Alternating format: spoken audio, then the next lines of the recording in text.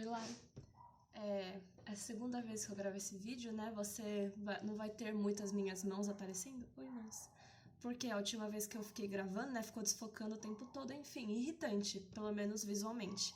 Então eu vou explicar, seguir mais pela minha voz e ocasionalmente minha caneta.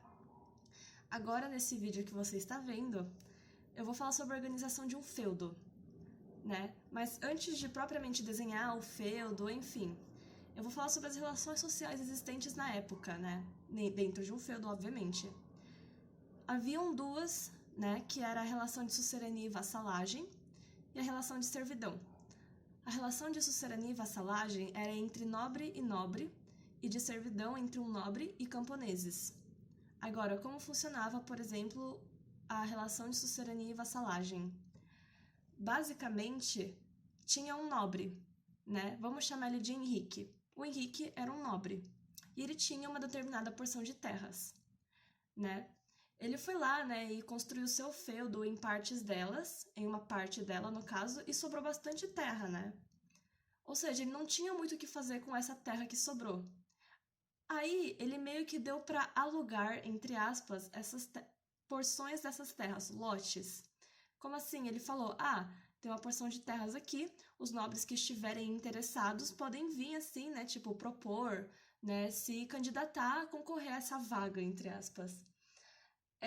Quando um nobre aparece, né, outro nobre que está interessado nessas terras, e ele acaba recebendo essas terras, né, ele se torna outro senhor feudal, porém ele é vassalo do sucerano, sendo o sucerano o Henrique e o vassalo o novo nobre que acabou de receber terras do Henrique. Ou seja, a relação de sucerania e vassalagem é uma relação de doação de terras, onde o sucerano doa terras ao vassalo. Agora, por que o sucerano está querendo doar essas terras? Não é só porque ele está com espaço livre. Ao doar essas terras, ao receber essas terras propriamente dito, o vassalo ele faz uma promessa, um juramento ao sucerano, que, caso o sucerano entre em guerra, o vassalo vai ajudá-lo militarmente. Ou seja, é uma relação militar, propriamente dita. Agora, dentro de um feudo, por exemplo, o feudo do Henrique, há a relação de servidão entre nobre e camponeses. Como isso funciona? A vida da Idade Média não era necessariamente fácil, na verdade era bem difícil, bem perigosa, expectativa de vida bem baixa, morriam de qualquer coisinha, enfim. Agora, por que era tão perigosa? Além das doenças, frio na Europa, todas essas coisas, havia os povos bárbaros, entre aspas, que na verdade é um jeito bem preconceituoso de falar.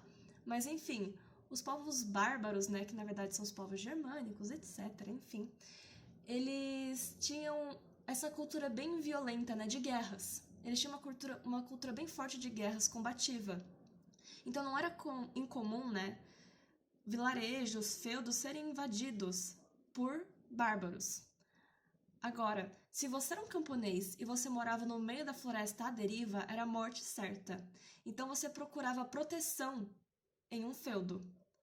Qual era essa troca que eles tinham, então? Em troca do servo, né, que é o camponês, morar em um feudo pela sua proteção, o servo oferece trabalho para o senhor feudal. Então é basicamente essa dinâmica, né, social. Agora indo para o desenho. Vamos para a área feudal. Essa aqui é uma área feudal de um nobre, certo? E ele vai lá e ele pega essa porção para construir um castelo, né? Que basicamente é uma fortaleza, né? Caso houver algum ataque, todo mundo vai se esconder nesse castelo, certo? E aqui é onde o nobre vive. Deixa eu colocar umas janelinhas para ficar bonitinho, peraí. Ok, aqui é onde o nobre vive. Agora, aonde os camponeses vivem e plantam a própria comida? Digamos que aqui, por exemplo, essa porção de terras é onde os camponeses vivem. E aqui eles plantam comida, né? A comida que eles vão usar para si próprios, para se sustentar, né? Para não morrerem de fome, afinal. Essa região aqui tem um nome, onde os servos moram, que é o manso servil. R, é um R. Escrever, português, isso. é um manso servil e aqui os servos vivem, fazem sua vida. Agora, os servos têm 2 tributos a pagar, um deles no manso servil e outro em outro lugar que daqui a pouco eu vou explicar. Qual é o tributo que eles têm que pagar no manso servil? Parte da produção agrícola do manso servil tem que ir como tributo até o castelo, até o nobre. Então, digamos que eles acabaram de produzir aqui, sei lá, um pouco de cevada. Essa porção de cevada vai até o castelo em forma de tributo. Esse tributo se chama talha. Agora, um não sendo suficiente, o senhor feudal decidiu criar outro. Como? A essa porção de terras, por exemplo, que são férteis, né? Dá para plantar coisas. Essa terra especificamente serve para plantação, para produção agrícola. Essa porção de terras tem um nome e é manso senhorial.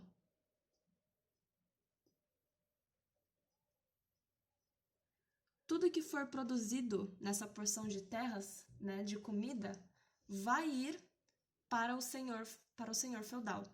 Obviamente, não é ele quem vai trabalhar nessas terras, que vai arar, que vai plantar, enfim. Quem vai trabalhar aqui são os servos. E eles eram mais ou menos... O tempo de trabalho, mais ou menos, dos servos por semana, né, de contribuição, era de 3 a 4 dias servindo no manso senhorial. E toda a produção daqui ia para o castelo, em forma de tributo. Esse é o segundo tributo. E o nome dele é corveia.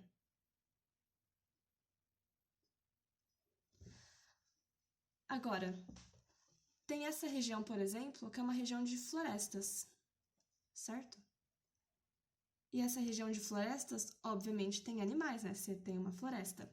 Digamos que aqui tem um animal indefinido, vai ficar a sua imaginação saber o que ele é. Enfim, esse é um bichinho. Esse lugar, essa área, né, com animais dispostos a serem caçados, tem um nome também, como tudo. Esse daqui é o manso comunal.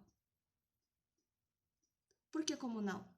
Porque tanto os nobres quanto os servos interagiam nesse espaço, né? Como? Os dois iam caçar, por exemplo. Só que a caça maior, obviamente, sempre fica pro nobre. Vamos colocar um laguinho aqui para ficar bonitinho. O nobre, colocar uma coroinha, ele caçava os animais maiores, enquanto os animais menores, como um coelho, por exemplo, ficavam para os servos. Essa era basicamente a divisão de um feudo. Agora, você vê que só uma porção foi usada, né? O resto ficou à deriva. Então, o que o senhor daqui vai fazer vai ser uma relação de vassalagem e sucerano. Então, esse lote aqui vai ir para um vassalo que tiver interesse, esse lote aqui vai para outro. Enfim, a gente vai fazendo essas divisões, né? Quando o sucerano entrar em guerra, esses vassalos são obrigados a servir ele nessa guerra. Ou, basicamente, eles perdem esse acordo e não têm mais as terras. Dentro de cada uma dessas terras que são... Qual é o nome? Não é donadas. Donadas não existe. Enfim, que pertencem isso. Que pertencem aos vassalos também vão se subdividir, né? Em feudos. Então, aqui, por exemplo, nesse feudo, aqui seria o castelo. Aqui seria o manso comunal. O manso servil. E aqui o manso senhorial. Aqui, senhorial e servil. Agora, dentro, né, dessa porção de terras desse vassalo, também sobrou terras à deriva. O que ele pode fazer é também alugar, entre aspas, essas terras. Então, aqui tem o vassalo do vassalo, que não tá certo esse termo, mas só para diferenciar dos outros Vs. Vassalo do vassalo, vassalo do vassalo, vassalo do vassalo. Agora, perceba que esse vassalo, o senhor dessa porção de terras, ele também se torna um sucerano. Ou seja, basicamente a relação que existia era que todo o senhor de terras era um vassalo, não necessariamente um sucerano, mas um vassalo. O único dono de terras, o único senhor feudal que não tinha essa função de vassalo é o rei. O rei, ele só é sucerano, ele que dá as terras. Bom, basicamente essa é uma explicação sobre a organização de um feudo. Espero que você tenha gostado e até o próximo vídeo.